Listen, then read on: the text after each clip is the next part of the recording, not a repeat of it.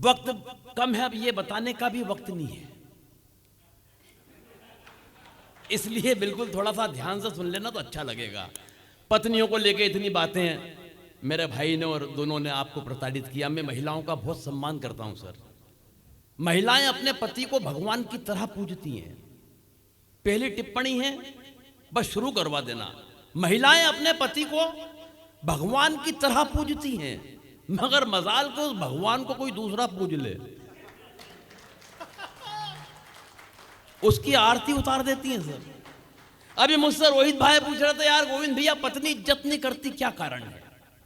मैंने कहा यार रोहित, ये तो नहीं मालूम कि क्या कारण है, मगर ये बात तूने मुझसे पूछकर जो मुझे इज्जत दी है,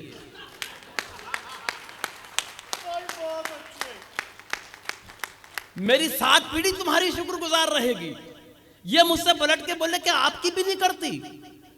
सर जो जवाब दिया है थोड़ा बारीक है, इंटरनेशनल जवाब है, लेकिन अगर जवाब आप तक पहुंच गया तो मुझे यह बताने की आवश्यकता न पड़े कि मैं कहां पर खड़ा हूं, पावर ग्रिड में हूं। बोले कि आपकी भी नहीं करती। मैंने कहा रोहित भाई एक बात ध्यान रखना, हिंदुस्तान में अगर रुपए का मूल्य गिरता है तो उसकी गिरावट हर प्रांत में अलग अलग नहीं होती। तालियां थोड़ी कम है आपकी। ये मुझसे फिर पलट के बोले भाई साहब क्यों नहीं करती? मैंने कहा एक बात ध्यान रखना रोहित बाबू, जब कोई लड़की मायके से विदा होकर ससुराल आती है, अपने पिताजी को छोड़ के आती है, बदले में ससुर साहब मिलते हैं। माँ को छोड़ के आती है, बदले में सासू माँ मिलती है। बहन को छोड़ के आती है, बदले में ननद मिलती है। भाई को छोड़ के आती है, बदले में देवर मिलता है। मगर ऐसा क्या छोड़ा कि तुम और में पल्ले पड़े? बोले भाई साहब ऐसा तो कुछ भी नहीं छोड़ा। मैंने कहा फिर एक बात समझ लो भाई, जो चीज फोकट में मिली है उसकी इज्जत कौन कर रहा है यार? अच्छी बात गोविंद भैया, जिंदाबाद। इधर के लोगों की ताली थोड़ी कम बज रही है, मेरा आपकी भी चाहता हूं। हालांकि सर एक बात फिर बता रहा हूं कि मुझे पत्नियों पे कविता वो लिखते हैं जो कुंठित होते हैं, जिनकी अपनी अंडरस्टैंडिंग पत्नी से ठीक नहीं होती। अंडरस्टैंडिंग के मामले में मैं और मेरी पत्नी लाजवाब। क्या अंडरस्टैंडिंग है हम दोनों की? सर 27 साल हो गए शादी को, लेकिन 27 साल की शादी की जिंदगी में उसने मुझसे कभी गंवार, मूर्ख, बेवकूफ, नालायक, पाजी, गधा, जाहिल ऐसे किसी शब्द का इस्तेमाल नहीं किया। कारण अंडरस्टैंडिंग इतनी कमाल की है, इतनी कमाल की है कि बस वो नजर भर देखती है और मैं समझ जाता हूं वो इनमें से क्या कह रही है। भाई जिंदाबाद है, कमाल है। उस पत्नी पर इतनी लंबी कविता है। पत्नी का मतलब ही हिंदी में ये होता है जो पति पर तनी रहे, वो पत्नी। अंग्रेजी में बोले तो wife, WIFE, without information fighting every time. उस पत्नी पर कविता यार।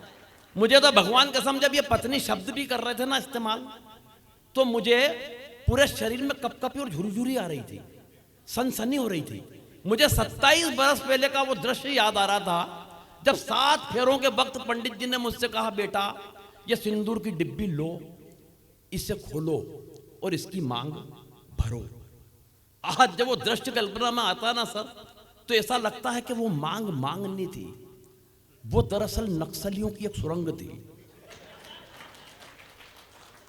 तालियां तो इस बात पर बजाना कि सुरंग भी वो वाली थी जिसमें मैंने अपने हाथों से बारूद बिछाई है।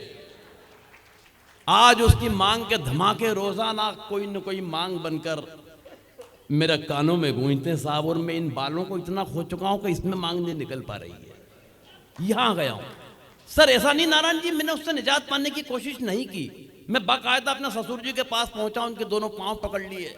मैंने कहा क्या आइटम थमाया है? जिंदगी दुश्वार करके रख दी, परेशान करके रख दिया, न जीने में न मरने में। मेरी सारी तकलीफ उन्होंने सुनी, फिर मुझे पकड़ के कोने में ले गए। और कोने में ले जाने के बाद जो एक पंक्ति उन्होंने बोली साहब, वो सुनने के बाद मैं अपना सारा दुख, दर्द, तकलीफ, कष्ट, वेदना, यातना सब भूल गया और मुझे उनसे सिंपैथी हो गई। वो मुझे कोने में ले जाके बोले, बेटा मेरी सोच, मेरे पास तो इसकी भी माँ है,